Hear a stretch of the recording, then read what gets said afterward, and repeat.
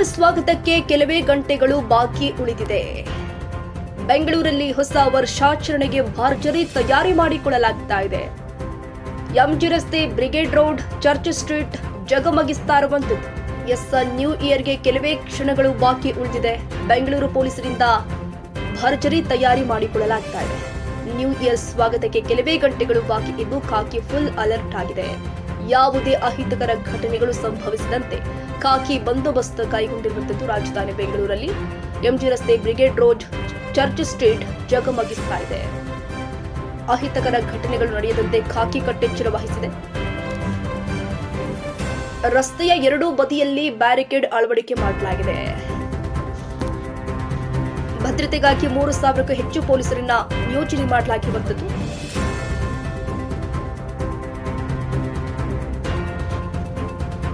ಎರಡು 2025ಕ್ಕೆ ವಿದಾಯ ಹೇಳಿ 2026 ಸ್ವಾಗತಿಸಲು ಕ್ಷಣ ಗಣನೆ ಶುರುವಾಗಿದೆ.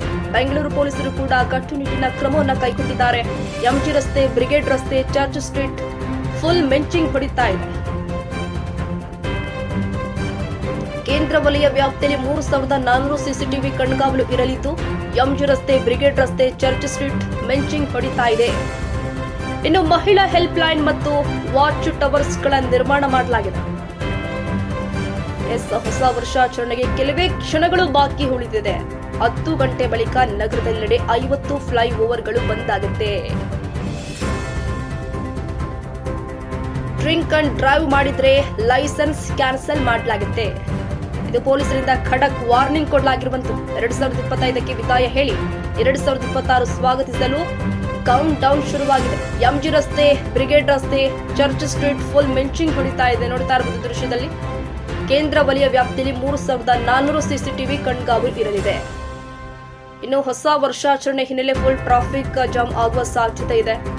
ಪೊಲೀಸರು ಕೂಡ ಕಟ್ಟುನಿಟ್ಟಿನ ಕ್ರಮವನ್ನು ಕೈಗೊಂಡಿದ್ದಾರೆ. 10 ಗಂಟೆ ಬಳಿಕ ನಗರದೆಲ್ಲೆಡೆ 50 ಫ್ಲೈ ಓವರ್ಗಳು ಬಂದಾಗುತ್ತೆ. ಡ್ರಿಂಕ್ ಅಂಡ್ ಡ್ರೈವ್ ಮಾಡಿದ್ರೆ ಲೈಸೆನ್ಸ್ ಕ್ಯಾನ್ಸಲ್ ಆಗುತ್ತೆ. ಯಾವುದೇ ಕಾರಣಕ್ಕೂ ಡ್ರಿಂಕ್ ಅಂಡ್ ಡ್ರೈವ್ ಮಾಡಬಾರದು. 2025ಕ್ಕೆ ವಿದಾಯ ಹೇಳಿ 2026 ಸ್ವಾಗತಿಸಲು ಕ್ಷಣ ಗಣನೆ ಶುರುವಾಗಿದೆ. ಕೇಂದ್ರ ವಲಯ ವ್ಯಾಪ್ತಿಯಲ್ಲಿ 3,400 ಸಿಸಿಟಿವಿ ಕಣ್ಗಾವಲು ಇರಿಸಲಾಗಿದೆ. ಯಾವುದೇ ಅಹಿತಕರ ಘಟನೆ ಸಂಭವಿಸದಂತೆ ಪೊಲೀಸರು ಕೂಡ ಹೆಚ್ಚಿನ ನಿಗಾ ವಹಿಸಿದ್ದಾರೆ. ಭದ್ರತೆಗಾಗಿ 3,000ಕ್ಕೂ ಹೆಚ್ಚು ಪೊಲೀಸರ ನಿಯೋಜನೆ ಮಾಡಲಾಗಿದೆ.